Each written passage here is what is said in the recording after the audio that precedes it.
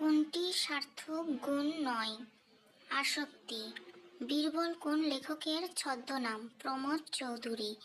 মুনির চৌধুরীর মুখরা রমণী বশীকরণ একটি অনুবাদ নাটক।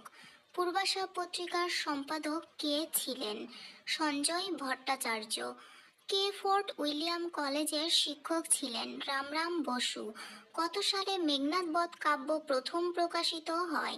1861। সান্ধ্য ভাষা বা সন্ধ্যা ভাষা কোন সাহিত্যকর্মের সঙ্গে যুক্ত? চর্যাপদ।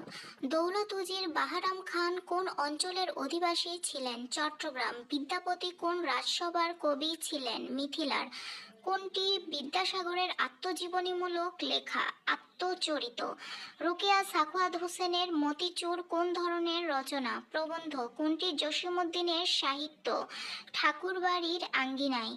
কাজী নজরুল ইসলামের অগ্নিবীণা কাব্যের প্রথম কবিতা কোনটি? প্রলয়োল্লাস। দীনবন্ধু মিত্রের নীলদর্পণ নাটক প্রথম কোথা থেকে প্রকাশিত হয়? ঢাকা। চন্দ্রাবতী কি? চন্দ্রাবতী এখানে যে একটা ব্যাখ্যা দেওয়া হয়েছে যে রোসাঙ্গ রাজসভার বাঙালি কবি কোরেশী মাগন ঠাকুর লোক কাহিনীকে আশ্রয় করে রচনা করেন রোমান্টিক প্রণয় কাব্য চন্দ্রাবতী। ময়মনসিংহ অঞ্চল থেকে সংগৃহীত কয়েকটি পালা গানের মধ্যে নয়াচাঁদ ঘোষ প্রণীত চন্দ্রাবতী অন্যতম। 1868 সালে নিমাই চাঁদ শীল চন্দ্রাবতী নামে একটি নাটক রচনা করেন। তাহলে এখানে এটা কি হবে? নাটক। চন্দ্রাবতী কি? নাটক। কোনটি রবীন্দ্রনাথ ঠাকুরের কাব্যগ্রন্থ? শেষ লেখা। নদী ও নারী উপন্যাসের রচয়িতা কে? হুমায়ুন কবির।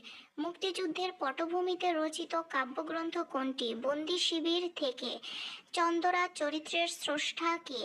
রবীন্দ্রনাথ ঠাকুর। আমার ঘরের চাবি পরের হাতে গানটির রচয়িতা কে? লালন শাহ। গঠন রীতিতে শ্রীকৃষ্ণ কীর্তন কাব্য মূলত এটা কি হবে? শ্রীকৃষ্ণ কীর্তন ধামালি না নাটগীতি? এই দুটার মধ্যে অনেকে ভুল করে এবং আরো কিছু দেবদাসিনী আছে যারা শ্রীকৃষ্ণ কীর্তন মানে কি রাধা আছে কৃষ্ণর প্রেমের কাহিনী, তাহলে এটা ঠিক এখানে প্রেম আছে অপশনে, তাহলে প্রেম গীতি হবে। তখনই তো এখানেই তো লাড্ডুটা আসলে চলে আসবে। তাহলে চলুন আমরা দেখে নিই এখানে বিশ্লেষণ বা ব্যাখ্যাতে কি বলেছে। ধামালি কথাটির অর্থ রঙ্গরস, পরিহার বা বাক্য, কৌতুক। তাহলে এখানে কিন্তু আপনারা আরো কিছু শব্দার্থ বুঝতে পারলেন বা জানতে পারলেন যে ধামালি কথাটির অর্থ কি বা নিচের কোনটি ধামালির অর্থ? রঙ্গরস, পরিহাস, বাক্য, কৌতুক। রঙ্গ তামাশার কালে কপট দম্ভ প্রকাশ করে যেসব উক্তি করা হয় প্রাচীন বাংলা সাহিত্যে তাকে ধামালি বলে। নাটপালায় এরূপ ধামালি হাস্যরসের উপাদান রূপে ব্যবহৃত হয়। এ কাব্যে মোট 12টি স্থানে ধামালি কথাটি প্রয়োগ আছে। তাহলে এখানে আরো একটি গুরুত্বপূর্ণ জিনিস আপনারা দেখলেন যে শ্রীকৃষ্ণ কীর্তন কাব্যে মোট ধামালি শব্দটি কতবার ব্যবহৃত হয়েছে? 12 বার। তাই ডক্টর বিমান বিহারী মজুমদার একে রাধা কৃষ্ণের ধামালি বলে অভিহিত করেছেন। শ্রীকৃষ্ণ কীর্তন মূলত একটি যাত্রাপালা ছিল বলে মনে করা হয়, কারণ কাব্যটি সংস্কৃত গীত গোবিন্দমের অন্যতম গীতি। তাহলে এটা কি হবে? ধামালি না নাট গীতি? ধামালি। আবার কোনো কোনো বইয়ে কিন্তু উত্তরপত্রে থাকে কি? নাটগীতি। এই প্রসঙ্গে এই যে কনফিউশনমূলক প্রশ্ন, এর উপর একদিন একটা ভিডিও আসবে, তো আপনারা সেজন্য অবশ্যই আমাদের চ্যানেলের সাথে থাকবেন, সাবস্ক্রাইব করে আমাদের পাশে থাকবেন।